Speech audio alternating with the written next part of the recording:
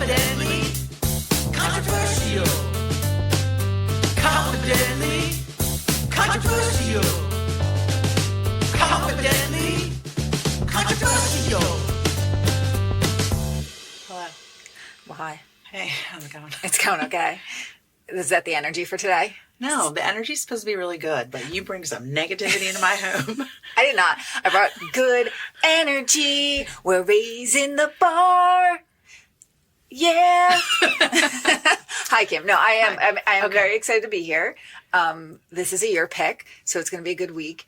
We have lots of things to talk about. Right. It's our 50th fucking episode, Emily. Holy chamole. Chamoli. Chamoles. What movie is that from? Holy chamole. I have no idea. Is it Goonies? No. Okay. I would know if it was Connies. You would know if it was Goonies. Hi, how are you? I'm not supposed to ask you that. I was supposed to come up with another question, and I even thought to myself, I'm going to think of something like really an interesting question to ask Kim. Okay. But I didn't do it. So I'm just going to think of something off the top of my head. I'm waiting. Kim. I'm waiting to answer this amazing question. What was your least favorite thing that happened to you this week? My least favorite? Yeah, what was your least favorite thing that happened to you That's this not week? good energy. Oh, okay. What was your favorite thing that happened to you this week? Oh my God. Well, I had the opportunity to see someone sing that made me cry. Oh my gosh, I was there. Moved me with their music and their words. I get very uncomfortable when people sing very close to me, even though I was there for this performance of this particular person, and it was amazing. It was. She was an amazing singer, and it was just delightful and out of nowhere and very moving, but she was close and she's emoting so much. That's my problem with live musical theater as well. I love a movie musical. Well, you are afraid of emotions. I mean, maybe that's what it is. I don't know what it is, but I mean, I love a lot of musical theater songs, but to see musical theater in person, I do not enjoy at all. It's too much. As I commented at the time, often during live performances, whether it be a play or a musical or even like a dance performance, it often makes me emotional.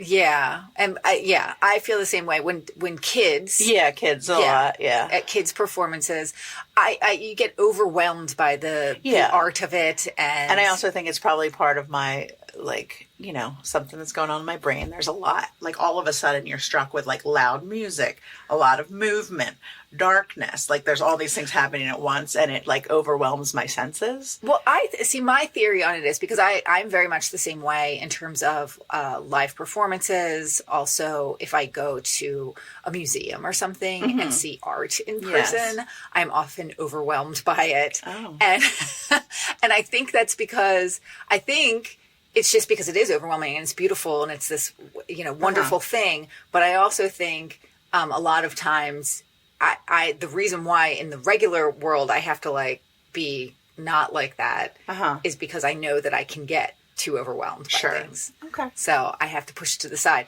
But anyway, so we just did a little deep dive into us. Anything else that you want to talk about? Yeah. So I wrote down 3 things that I want to talk about. Oh my gosh, you came prepared. I did because I was thinking about these things and they're things that I've been meaning to talk to you about. Okay. But then also I was just like, well, why not? Let's talk about them on the podcast. I wonder what this is. So, first and foremost, I wanted to tell you that I went and saw a psychic this week. Oh no! Oh my gosh! Was it Oda Mae from Ghost? It was not. It was not. I don't recall her name. But so you and I recently have had a lot of people in our lives talking about their psychic encounters for some reason. And I think a theme of this week is that I'm shocked how many people that I know have gone to psychics. Yeah, it's not a thing. Psychics in their regular lives. I am 47 years old. Are you? I think so. Okay. That's how old I am right now. Or no, am I 48? No, I'm 47. Yeah, 47. I'm 47 years old, and I've lived a long time, and I've never heard of this. When I was younger, I remember it being a thing. And I got my tarot cards read when I was young. Yeah. So specifically, you and I have had encounters with people who, for all intents and purposes, are successful and wealthy. Yes. And they often seek the advice of psychics in their lives. Yes. And so psychics were front of mind for me. And I was walking down the street with someone, and we passed this store, and it was like $20, like, aura reading or something like that. And in case you're wondering, my aura, lavender. Okay, I see that. Do you? I do. Do you? I do. Okay. I get that aura. Okay, so I was like, all right, I got some Is that time. part of the package? They just said She told me. I think it was just so overwhelming to her. She said, lavender. You're beautiful. She was like, it might not be your favored color, but it surrounds you. And I was like, I know. It sounds lovely. Well, purple is power. Yeah. So you are a powerful, powerful woman. I am. And I got a half deck reading with my tarot cards. Okay. So they pulled out all. They did like the cross. They did like the three No, cards. they didn't do it. They she turns a bunch over. Like you end up you literally split the deck in half. Like you shuffle it, you split it, then you decide left or right. And you decide. I decide. You decide your future, and I think that's probably the best. Yeah, from the whole thing. I agree. But so she told me a lot of things about myself. What were your big takeaways? Key takeaways? Key takeaways. Well, I'm a procrastinator, and I feel like perhaps there was a language barrier where she felt like that was meant to be a positive thing. Oh, why? Because she kept being like, "You're amazing. You're an amazing procrastinator." I was like, I am very amazing at procrastinating. Okay, I completely disagree with that. I think that you are proactive. You're thinking ahead a lot. I wait till the last minute, as you'll see by the research done for today's movie. No, but I think at the same time, you're so organized with things. Yeah. It's okay. It never comes off as being like behind the gun or anything. She also told me that I'm going to get a financial blessing. Oh, cool. This doesn't have anything to do with work. So I don't know what that means. But, okay, good. And then finally, remember your friends. She told me that my root chakra it's very off balance and it's very out of whack. Okay. So you're like, so I got to deal with that now. Man, on top of everything else that I'm doing. Man, that goddamn root chakra gets you every time. Yeah, but the good news was that for the low price of $299, she was willing to fix it for me. I enjoyed that the psychic utilized some marketing prowess by saying $299 instead of $300. Right. And I was like, that's a bargain. Right. Like, that's like $200. Messed up my chakras are. Yeah. So I'm not trying to make fun because, I will fully I've been thinking about it ever since. Well, and I'm not making fun either because part of me is just like, take me there. I want to go. Now I'll take you. I fully will. She's my psychic now. Okay. Well, we're going to the place where you had this done, the city, the town, this weekend. So maybe this weekend, I'll go see a psychic and we'll see what's in store for me. Yeah. Excellent. It's fun. It's a good time. Yeah. It's true. Okay. And then the other thing I wanted to talk to you about is I'm going to be excited if my aura is like a complementary color, as a complementary color. Okay. Of purple, of lavender. I should have reread it because she did say a lot of things that a lavender aura represents. That's all me. It's me. Reread it? Did she give you a printout at the end of it? No, I wish I had looked it up because I assume I can find out what it means online. I think it'd be funny if it was like when you go to the doctor and you get your little printout at the end. They give you all the notes from your visit. I would love that. That would be amazing if you got that at a psychic. Yeah. Your little printout. I feel like there used to be something on the boardwalk when we were kids that you would get that was like a printout. It was like a love match thing or something like that. Was it like something with your horoscope or something? Yeah, probably. Okay. So then also I wanted to tell you the current videos I'm obsessed with. Oh God. Okay. Guys, our friend Kim, Me? You. Oh. Her TikTok / well, she's not on TikTok. She does the Reels because she's the Reels. And her Reels are a horror show as far as I'm concerned. I've watched her phone and I've watched the things on her phone and they're all scary to me and very disturbing. Well, this isn't scary at all. Okay, well tell me what you're watching. I'm watching people get drafted to the NFL. What? God, that's not what I thought you were going to say at all. So, they've been showing these videos of these young men who are like graduating from college or whatever, and it shows like their coaches like the NFL coaches calling them to tell them they got drafted for the NFL, okay? And it made me cry like 7 times. Oh my God. It's Are very you okay? sweet. No. I mean, yeah, but I feel like that is in line with things that will make you cry. Am I going to start getting videos sent to me? I was going to send you a whole bunch of them.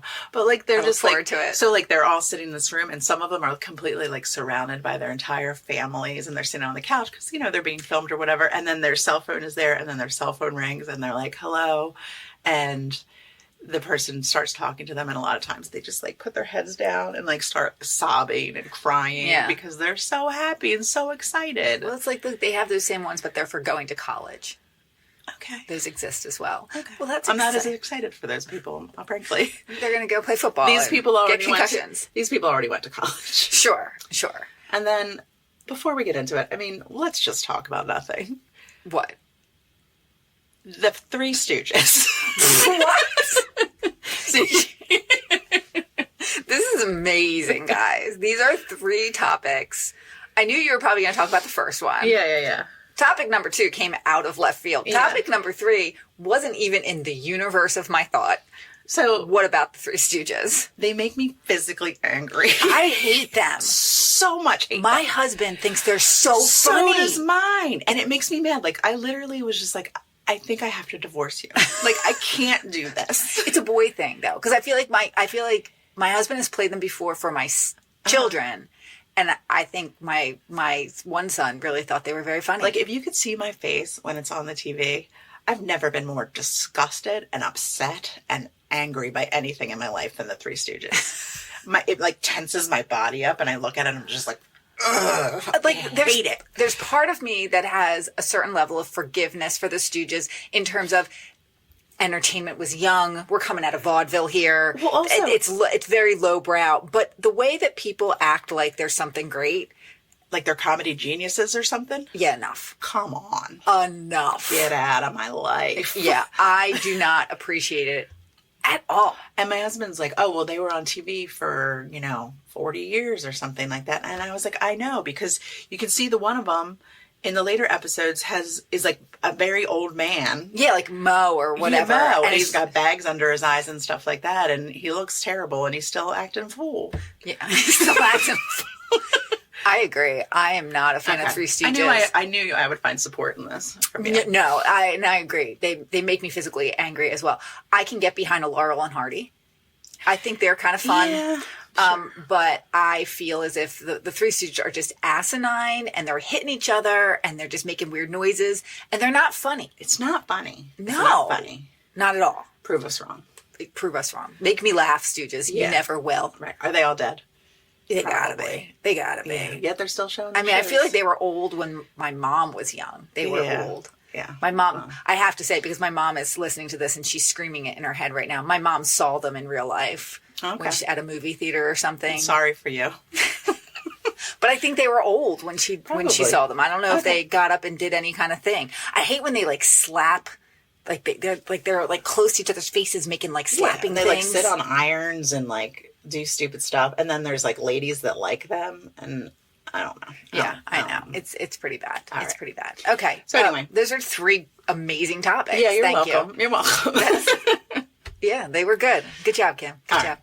Well, in my further quest to save this podcast. I don't know why it needs to be saved. I feel like, I choose lots of good movies. You do. Go ahead. You do. So it's my pick today. Okay. And today is our 50th episode. It's a big deal. So we are calling this the season ending, right? The season close. We're going to say this is done. Season 1 is done. So after today's episode, we are going to we'll do some reruns. We're going to go back in, maybe pick out some of our favorites like we did the other week.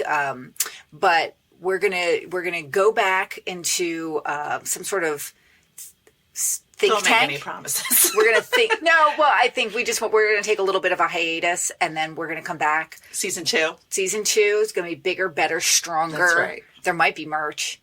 Yeah, there might be. We're gonna work on the merch while we're on break.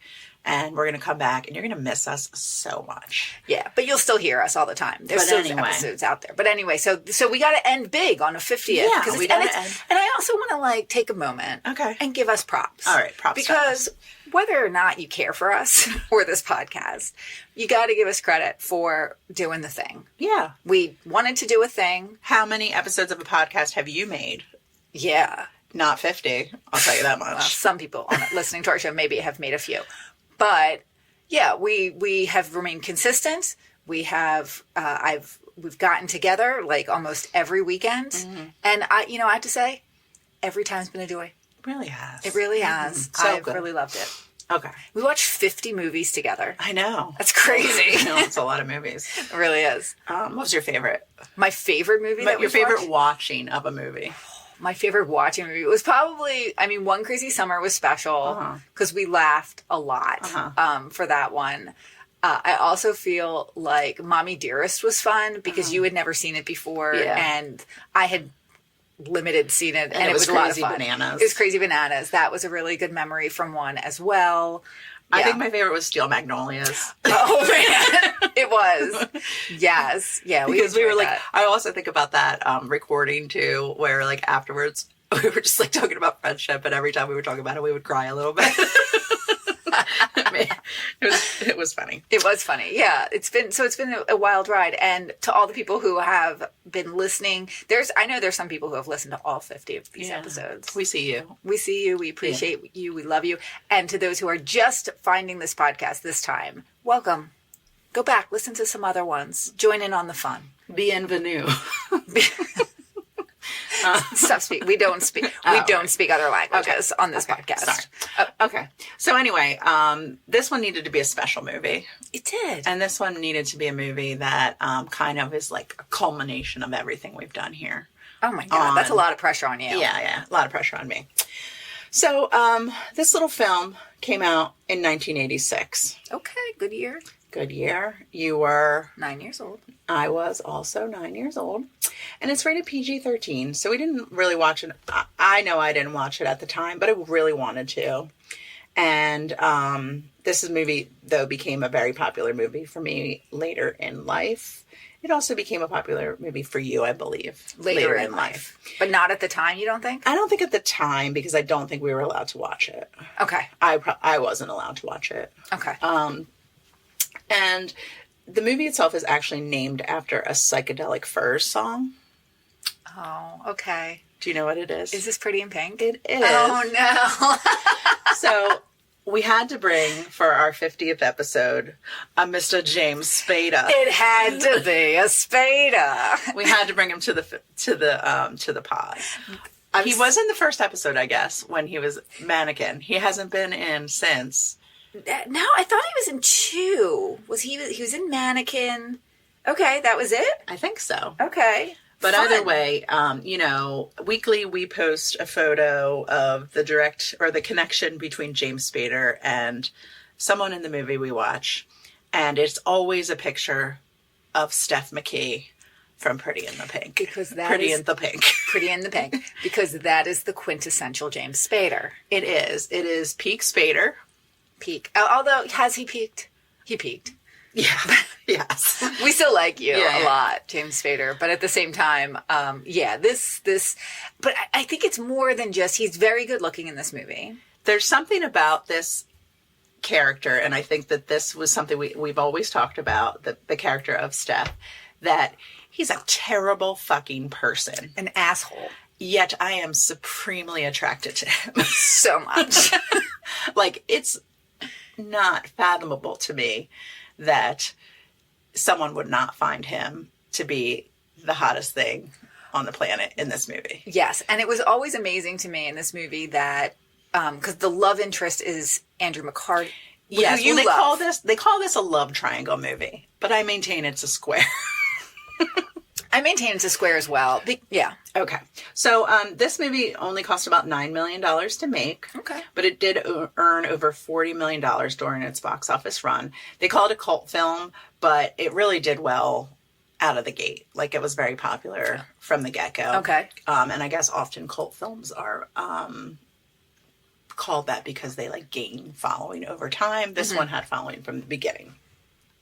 It was written by John Hughes, but it was directed by a guy called Howard Deutsch. Deutsch. And he... Deutsch. Sorry.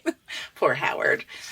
And Howard had also directed Some Kind of Wonderful. And that was Eric Stoltz and Leah Thompson. Yes. Who became his wife. Oh, wonderful. Yes. Are they still together? Yes. Good. Good for those kids. They met on the set of Some Kind of Wonderful. And he went on to direct just like tons of things. A lot of television shows, but also he directed The Great Outdoors.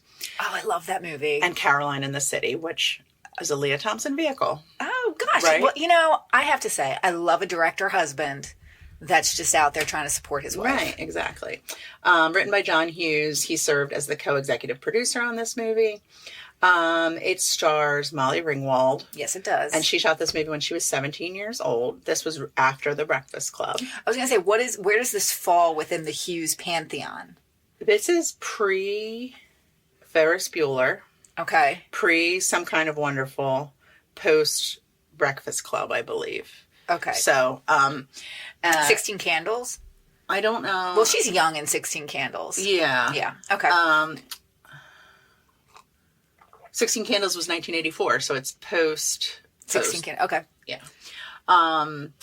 Harry Dean Stanton as Andy's dad. Oh, yeah. John Cryer as Ducky Dale. Ducky. Annie Potts Annie Potts as Iona. You have James Spader as Steph McKee and Andrew McCarthy as Blaine. Blaine. That's not a name. That's a major appliance. Exactly. It also has first appearances by both Gina Gershon. Oh, wow. She's in this? And Christy Swanson. Okay. Yeah. So, and Christy Swanson, she was in Ferris Bueller. And Flowers in the Attic. She was. Okay. So this was actually Molly Ringwald's last movie with John Hughes, but it was written specifically for her. Like this character was written specifically for her. And like there was like no one else he wanted to play this part, but she wasn't so sure if she wanted to accept the role. So they did consider other actresses, including Tatum O'Neal, Lori Loughlin. Okay. That's Aunt Becky. Yeah, I know. Okay. We all know who Lori Loughlin is. Diane Lane, Sarah Jessica Parker. Sarah Jessica Parker. And Brooke Shields. Oh, wow. They also wanted Ducky, Anthony Michael Hall. They wanted Anthony Michael Hall to play Ducky. It was actually written for Anthony Michael Hall to play Ducky. But he was worried about being typecast. And he turned down the role, even though it was like specifically written for him. And he also said he turned down the role in Ferris Bueller's Day Off.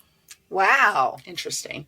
Which probably wasn't a great thing because Anthony Michael Hall, he like kind of disappeared for a while and then like came back in Edward Scissorhands, remember? And he looked all like buff and different. He was buff and different, yeah. And then I just watched him in an episode of Community.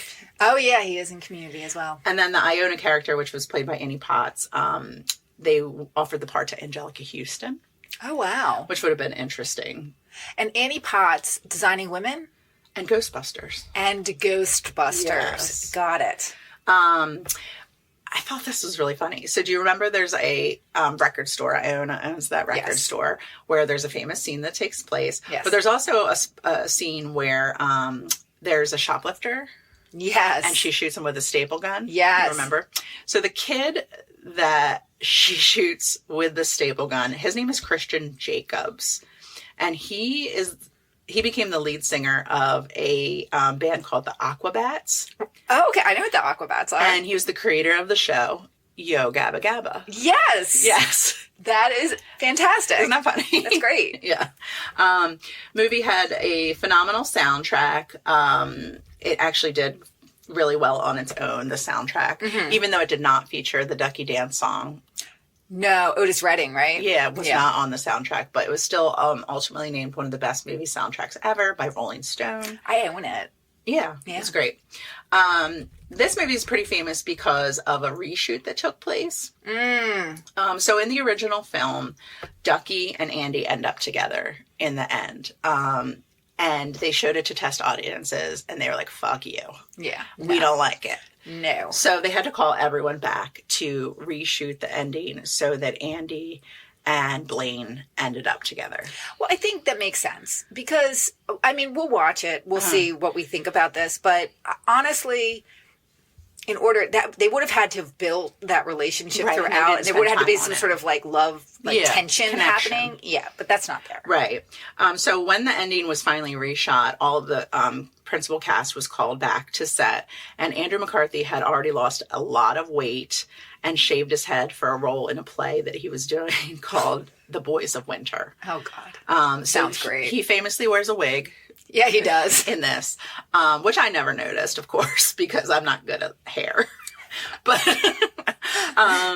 and he's like, and apparently you can see that he's like real skinny and gaunt in the, in that I remember the follow-up. wig, but I haven't noticed the skinny gauntness. And also, Molly Ringwald was suffering from a horrible stomach flu when, this was when the original ending was shot. She was, suffering from the stomach flu, and she was like so weak that she like passed out and everything like that. God. And so like John Cryer kind of thinks that because she was sick, they weren't able to shoot that original ending the way it should have been done. And therefore that's why people didn't like those two being in love. I just don't think they're a good match. No. Yeah. Now, I thought this was fun or interesting. Okay. I was trying not to say interesting. Yes. So Molly Ringwald later in an article speculated that Ducky was actually gay. And she said, Ducky doesn't know he's gay. Ringwald tells the publication, I think he loves Andy in a way that my gay best friend always loved me. That ending fell so flat, it bombed at all the screenings. I didn't realize it then. I just knew that my character shouldn't end up with him because we didn't have that sort of chemistry. If John was here now and I could talk to him, I think he would completely acknowledge that. I disagree.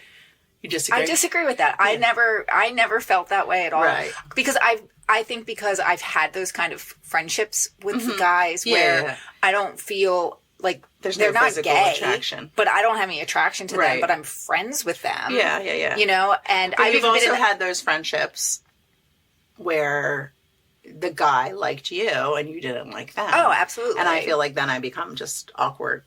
The most awkward person on the planet. I can't handle it and can't be around the person when I think that they like me because I feel like everything I'm doing is I was always okay too with sexy that. for them. No, I know you can't concentrate because of my body. I never had a problem with that. Like, I mean, Really? it definitely came up.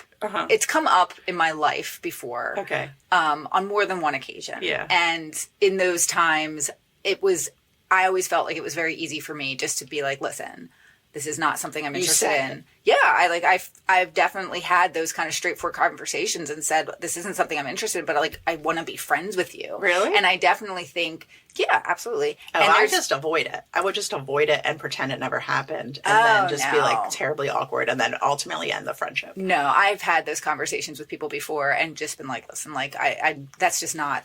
Look at you. Yeah. You're so brave. I am brave. Well, you know, but because I think that the people that happen with are people that I think I definitely valued that friendship and I didn't want to lose the friendship and that was important to me. Right. So, you know, I had to man up and be straightforward about it.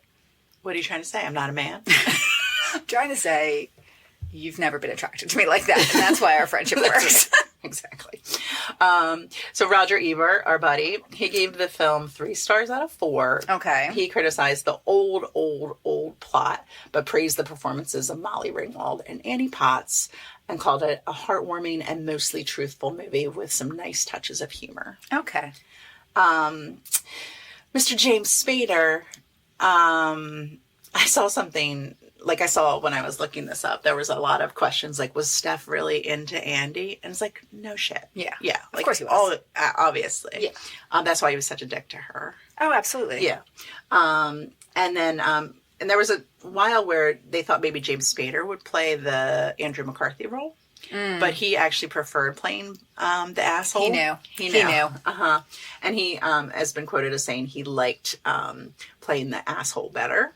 Mm-hmm. And then it says Pretty in Pink kicked off several bully roles for James Spader in the 1980s, which earned him the moniker Mr. Sneer Mr. Sneer. in the press. Oh, I would definitely call him that. Mr. Sneer. Mr. Sneer. A good day to you, Mr. Sneer. I hope that his wife calls him that. And please pay attention to the fact that James Spader's shirt is unbuttoned in every scene in which he appears in this movie.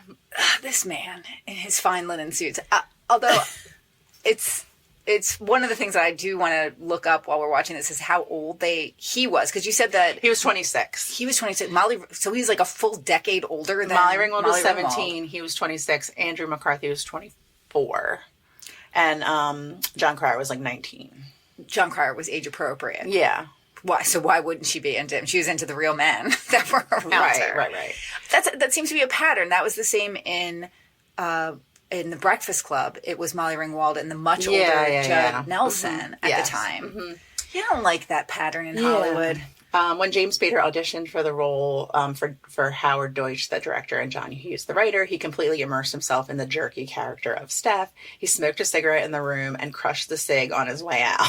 The cig. Oh my God. He almost wasn't cast because he was kind of a dick. And then they realized how much he embodied the role. Yeah.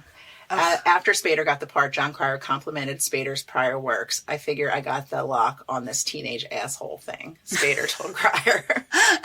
And then also during a 2010 interview, Molly Ringwald was asked if she thought her character was a little bit attracted to Steph. Because whoever asked that question was like, you liked him, right? Right. And she said, well, I don't think Andy was, but I sure was. Thank you, Molly Ringwald. Right. Thanks for the validation. Yeah, exactly. So, that's that on this movie featuring Mr. James Todd Spader. Excellent. Yes. I'm very excited to watch this movie. It's been a very long time. Yes, for me as well. I mean, it's definitely been at least 10 years since if not more, since I've seen this movie. And it was a big one, for me. And I don't know that I watched it when I was younger either. Definitely preteen, or when I watched it for the first time. Mm-hmm. And then a lot in high school. I had the VHS, I believe. Loved this movie so much. Felt a very strong connection to this movie. I am very excited to watch it and to see what adult Emily thinks of this one. I've seen a lot of memes and videos and things lately about the dress in this movie and how horrendously ugly it is. Well, even young Emily knew that. Really? Hated the dress. I didn't know. Although when I was younger, very much inspired by her character, I would make my own stuff or draw my own clothes, and I was very attracted to that part of her character that was just so ingenuitive and could just make something out of ingenuitive. Is that the word? I don't think it is. Okay. But maybe. I don't know. Maybe. We're really dumb. I listen to this podcast sometimes and I'm just like, you're the dumbest motherfucker that's ever talked on the radio. It's painful. It's painful how dumb we are. But yeah, I loved that about her character, but I hated that dress. I feel like she had such an opportunity to do something cool, and she made something that was unflattering and awful. With a turtleneck.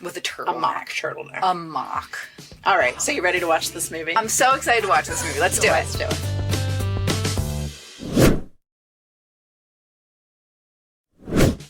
Confidently controversial.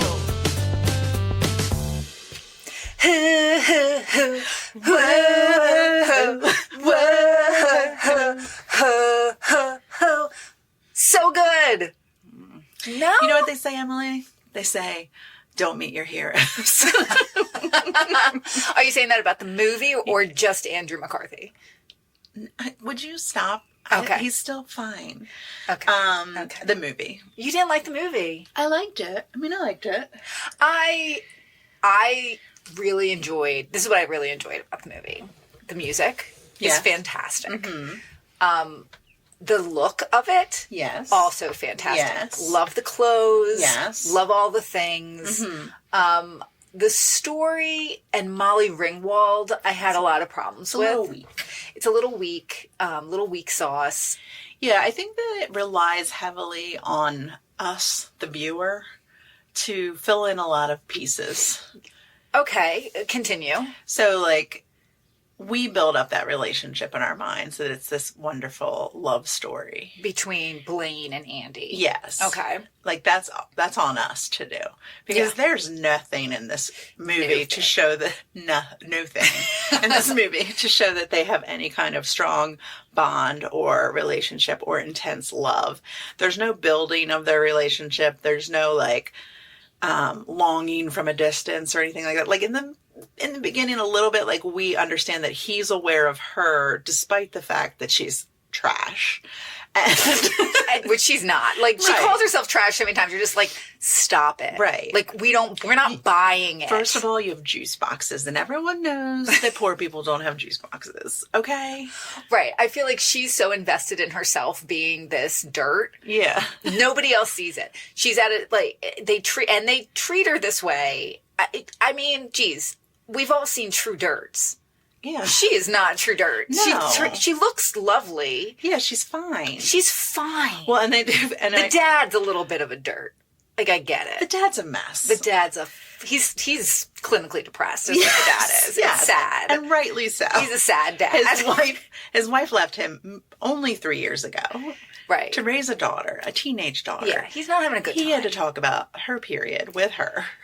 He's sad. It's sad. Like, I think that part of it is good. But I agree with you. I do think I like the little flirtsiness between Blaine and Andy. Like in the record store. And yeah, stuff. like they have, but you're right. It's not like this. He tells her he loves her at the end. Oh yeah, well she says she comes home after their first date where she wears the grandma outfit, and the dad's like, do you love him? And she's like, I think I do. Yeah. Yeah. She just kissed him once, which is, again, I get it. It's happened. I get it. It's a very high school romance where I do think that you would do that in high school for sure. Yeah, for sure. But in real life, there is nothing there. And there's nothing there that it would be anything other than this really... And he takes her on a terrible date. They go on like one date. Yeah. And it takes her on a terrible date. Well, that's... Okay, so... I don't think we need to recap it. No. Everyone's seen this movie. Good. Okay. So I thought about... Like, you see that date a lot. And I think the date happens that way because we have to see... They're from two different worlds. Yes. He has to take her to the party to move the plot along. It establishes... their differences because they first they do something that he wants to do, which go to a house party at Steph's house, which is just like, it's a big raucous high school high school party, and it has a lot of people at it, and she's immediately disgusted by it. She's such a stick in the fucking mud about this party. Yeah, it looks they walk in and there's people doing party things. They're drinking, they're hooking up, they're dancing their underwear, they're having pretzels. It sounds like it looks like fun. There's a couple snide remarks, but at the same time, yeah, people are shitty to her, but like, she said she could smile. Right. She could put a fucking smile on her face. And then, so they go there, and then Steph's girlfriend, Benny, she's a real bitch to her. I love her, though. Me too. That's goals right there. I love her so much. Yeah, and but again, Molly Ringwald looks like she's got a plate of shit under her nose for this entire fucking movie. Yeah. Sorry. And she's wearing a matching, 3-piece set that's made of, rayon or something. Her styleness is terrible. She's supposed to be... It's cute because it's her and she's little and small and red and cute. She's little and small and pink. Yeah. She wears a lot of flowers in this. I will say... But wait, hold on. I was still talking about the date. Okay, guys. So then we see the opposite of that, in which, Molly Ringwald has to leave this party because, again, disgusted by it. She's clutching her pearls, literally. And then she takes him to, her space, which is this, bar that they're able to get into despite the fact that they're in high school. Andrew Dice Clay just looks the other way. Right. He lets them all in, and they drink and stuff like that there, and there's, was it new wave music playing? Sounds like it. And, but then he's immediately uncomfortable there because there's spiky hair and punk rock and stuff like that. And he likes a button-down shirt. Right. And so we're very much seeing that they're from two different worlds. Two different worlds, but they still like each other somehow. Mm-hmm. I think, okay, so my takeaways from this, again, the plot of this, it's not great. Like, I don't know. I don't understand some of the relationships in this. You're meant to think that Ducky, like, I see why that ending would never work. No. Ducky is terrible in this. Like, first of all, he's constantly, his thing is, oh, I can't tell her I love her. He's constantly hitting on her. Yeah. Uncomfortably. Like, he makes her uncomfortable. Right. You know, the way that he acts. I don't see why she's even friends with him. She's a little annoyed by him in the beginning. She's, like, very, just like... But you don't like him. It's not like you like him. You like the way he's just constantly... Like, he's a little much. Okay. He's a little much. You called him a fucking lurker. He was a fucking lurker. He's not great. I think what's interesting to me, and it's not just because of my feelings about James Spader, I don't think I realized when I've watched this in the past that character of Steph is actually pretty interesting. The way that he... Okay. Hear me out. Let's get into it. Hear me out. I didn't realize how much they do play into the fact that he does like her. Oh, he does. And I think it's well acted on James Spader's part because he does like her and he is really shitty when he finds out that his friend is dating him. And he's like adamantly against it because obviously he likes her. So he makes Blaine feel real, real bad about dating, what did he call her? A low-grade ass.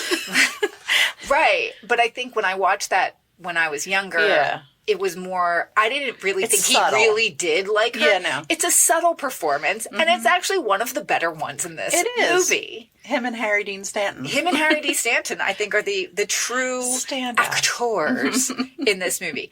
I think that Ducky is good, but I don't think his character's as lovable as... They want him to be. They want him to be. Sure. You know, yeah, the movie, and Annie Potts. Can we take a minute? Let's take a minute. She's great in this movie, too. She really is. Yeah. Standout performance. I mean, she looks fantastic. Always. But also, I like her character, and I think every time she's in a scene, she's stealing a scene. And she's like the... she's very much, like you pointed out, she's the mom figure. Yeah, I think I didn't realize that either. You know, a big thing in this is, again, that her mom leaves them. And Molly Ringwald's mom leaves them. Yeah, and when I first was watching this, I thought, oh, it's weird that she's hanging out with her boss. But it does make sense in the context of this movie that she would seek out that woman, Iona, she kind of guides her through things and helps her navigate relationships and things like that. Yeah, and she's like kind. and she's a good like voice of reason character. Yeah, she's kind. She is like a mom to her. Right. And she reminds her to be kind to Ducky because he's just, he's Ducky. He's Ducky. The scene where he lip syncs is a great scene still. Oh, unbelievable. And he does a really good job in that scene. He does. I will say I think the movie holds up. You say that every time. What holds up? It's still a movie. Yes. You can still watch it. Uh-huh. It's movie length. Sure. There's people starring in it. There's people starring in it. There's music. There's film. It's a thing. But again, I don't think it didn't hit me the way it hit me, I think, when I was young. Well, that's the thing, too. And I think after watching The Breakfast Club recently on the podcast and watching this, like, I have a lot of questions about what John Hughes thinks is love. Because the love that is established in both of those movies is highly dysfunctional and not very healthy. No. And it comes from a place where there's like a reconciliation at the end that's not deserved necessarily or not built up to enough. It's surface. And there's not really any relationship building or maintenance to the actual relationship that we like somehow just fell like head over heels with. I think, again, it's more just about two cute people hooking up. Right. Like we're supposed to want them to be together because of what they look like. Yes. Not because of the relationship that they've built. Right. Not how they act towards each other. Right. Just as in, like you said, The Breakfast Club, where Judd Nelson does nothing to earn the love of Claire. Blaine really does nothing to earn the love of Andy in this at all. Right. And then she like physically assaults him. She does. when he like kind of disappears on her. And then she's talking about, she wants to know, what about prom, Blaine? What about prom?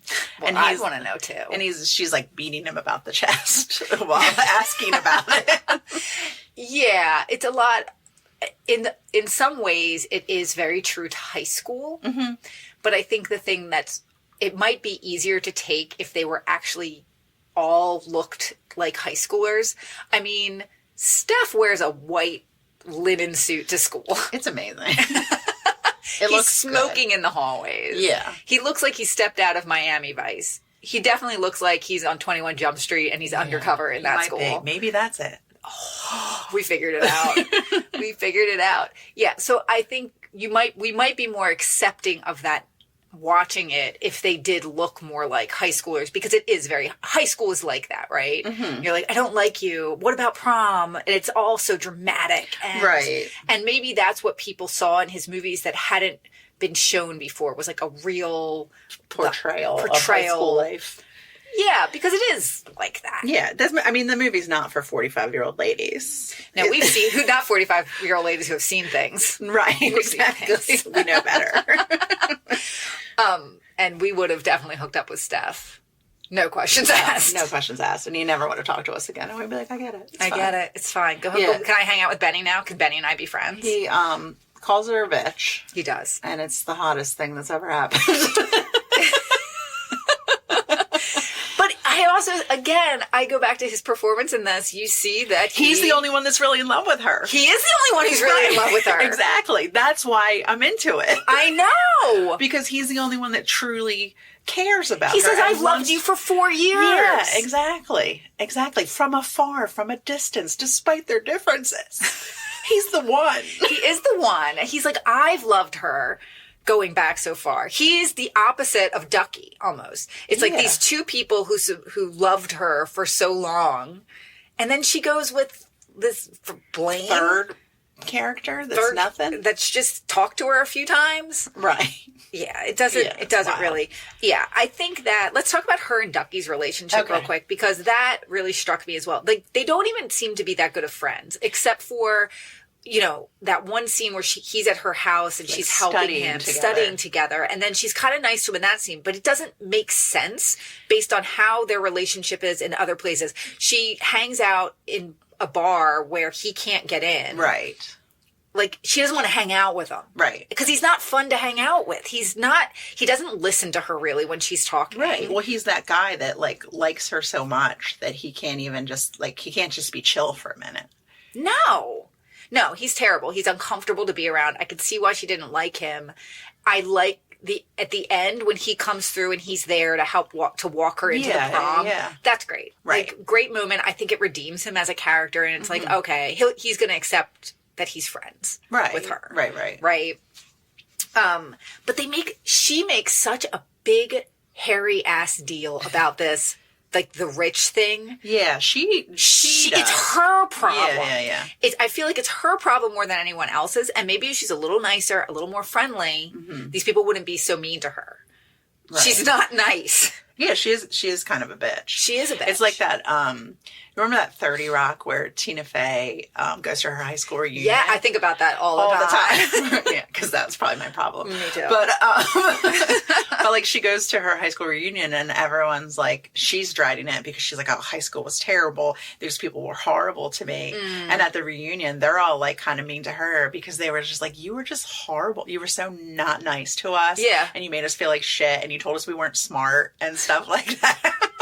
Yeah, but I feel like that's how that's how Molly Ringwald is in this movie. Yeah. At one point, there's an altercation in gym class with her best friend, who I think is really underutilized in this picture. Sure. She's got a best friend who smokes cigarettes in gym class, also very cool. Right. And she gets in trouble she gets in like a fight with, there's these rich girls, Benny and her friends, and they get in a little snit and they end up, they have to go to the office, and Andy, the Molly Ringwald character, goes there and she's having a conversation with the principal, and she's just like, well, you don't care how they treat us. And he's like, what do you mean? And like, can you imagine a young person going and talking to the principal and she's just like, you treat us this way. And I should be grateful for that you've allowed me to have this education. It's like, chick, you're in public school. Right. I don't understand. And there's no setup for that either. Like, is she on scholarship there? Is she allowed at to go a public school? Right. I don't know. Like the way that she acts is like she's been allowed to go there. Yeah. They also overly use like, we all know wrong side of the tracks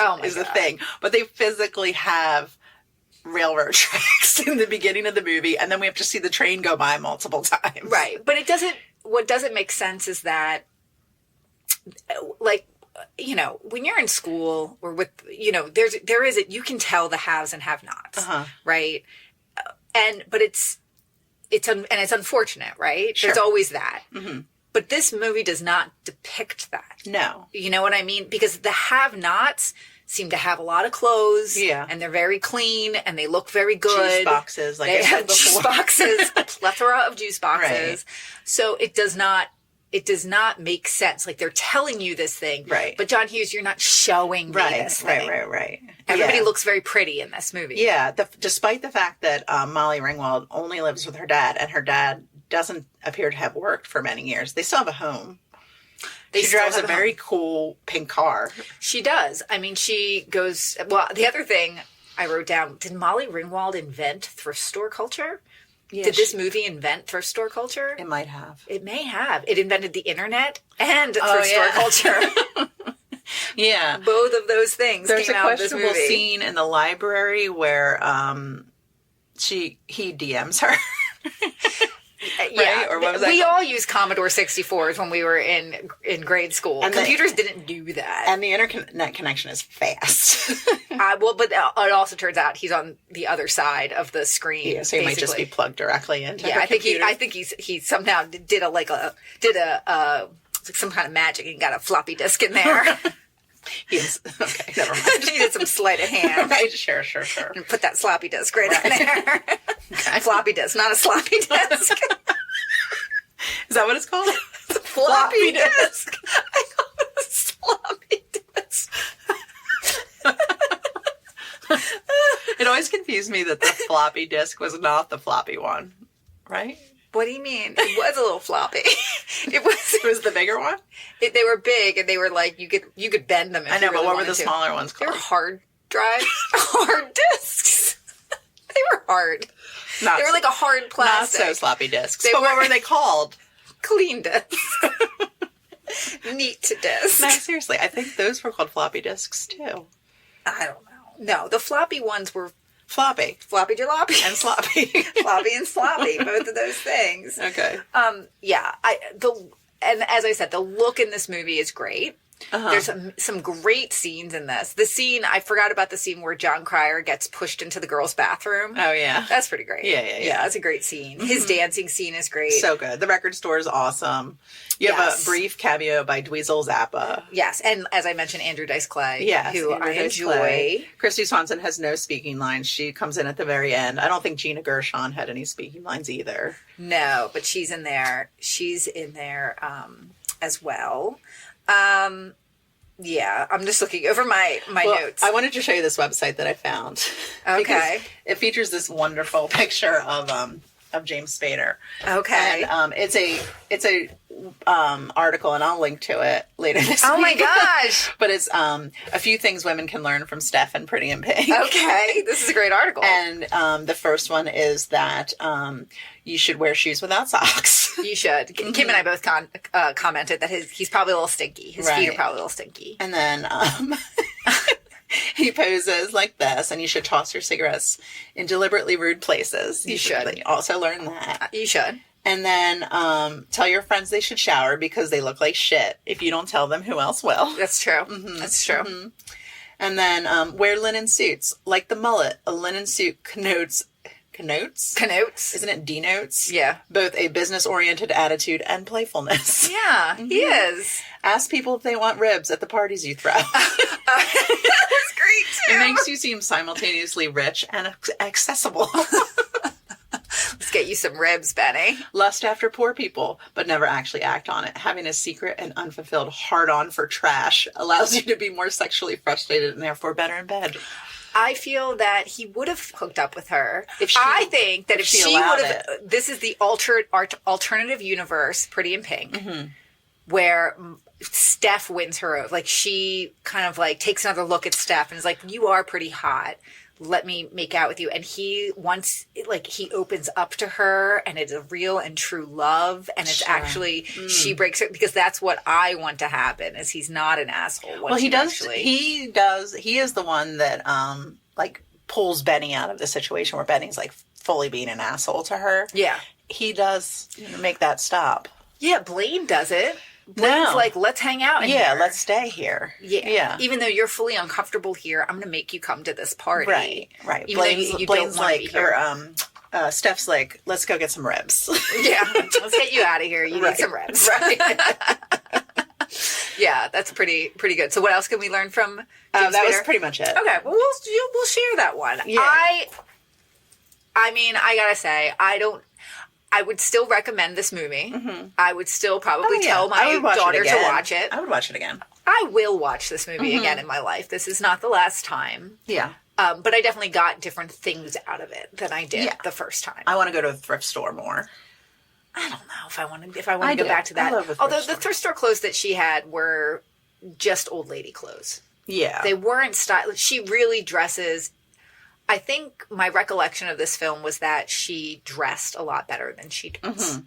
But do you want to talk about the prom dress that she totally destroys two perfectly good dresses to make?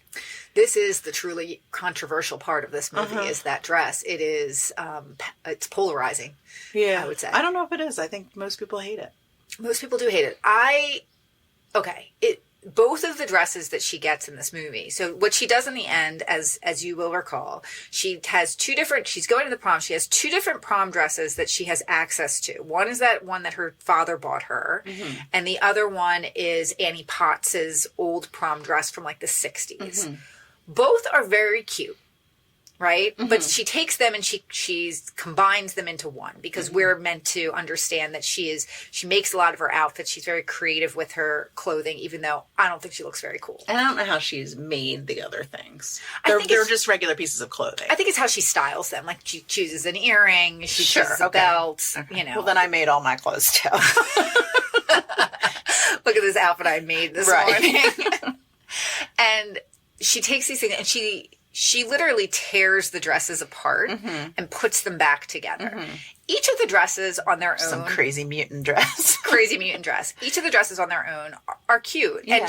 And honestly, she should have just gone with one and then dressed it up as she's done with these other outfits. And they would have been her style, because she thrifts old pieces and she wears pieces that are not of the time of that 80s style. You know what I mean? So by her wearing that vintage dress that was Annie Potts' dress, or wearing that other dress, it still would have been a statement, because all those other girls are buying $650 dresses off the rack at that. It would have been a statement if she had put a nice blazer, a blazer, an earring.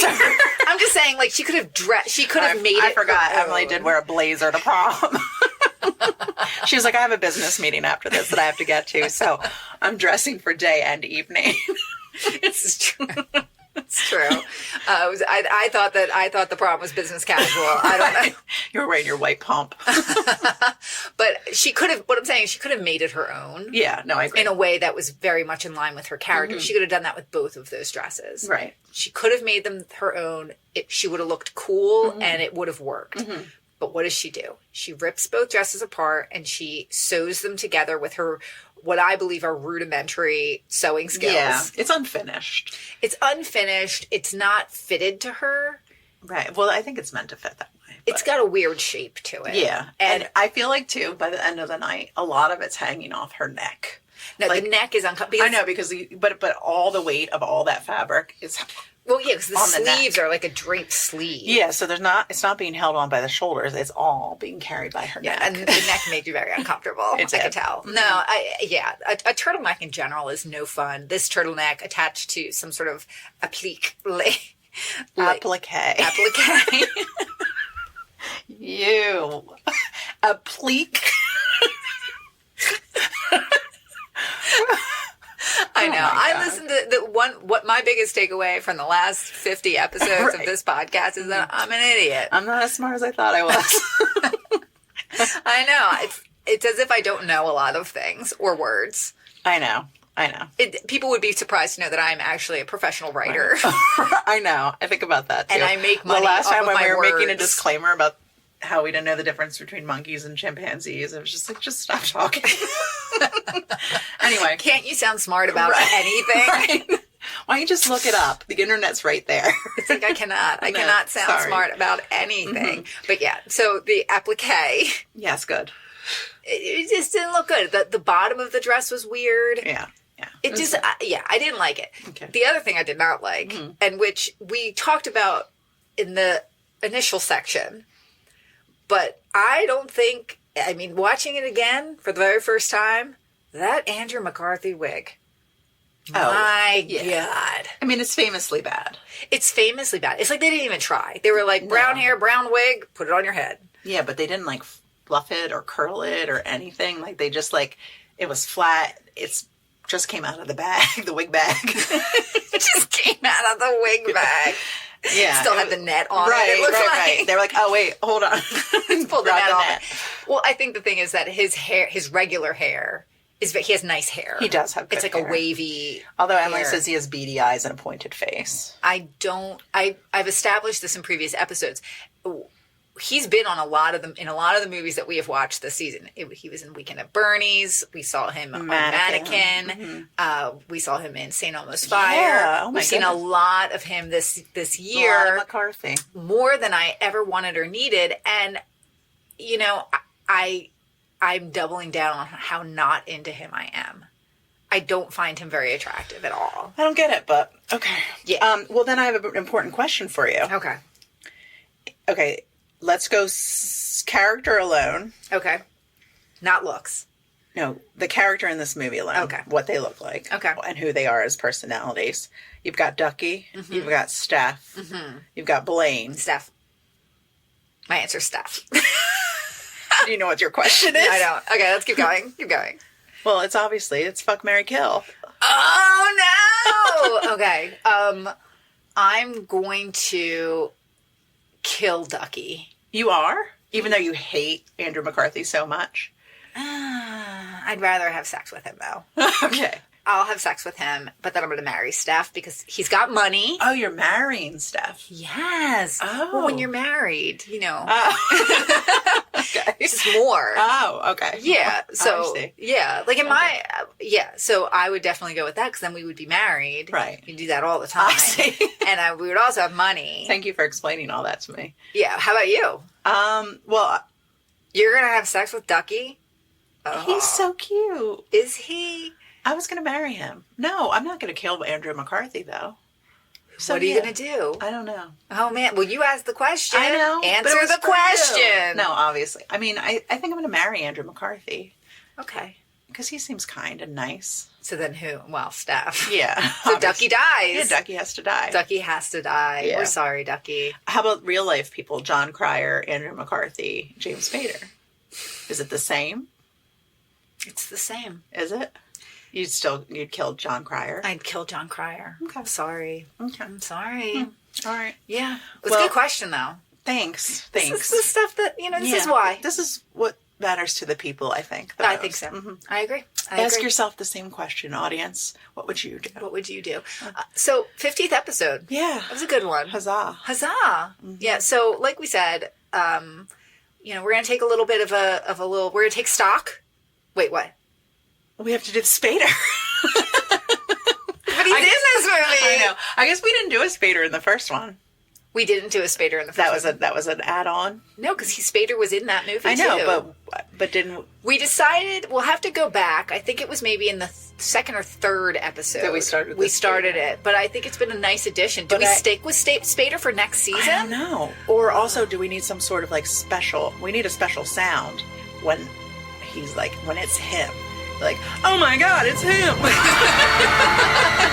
I think that was the sound. That was definitely it. Sure. Yeah, we bookended with Spader. We bookended with McCarthy and Spader. We're in a Spader sandwich.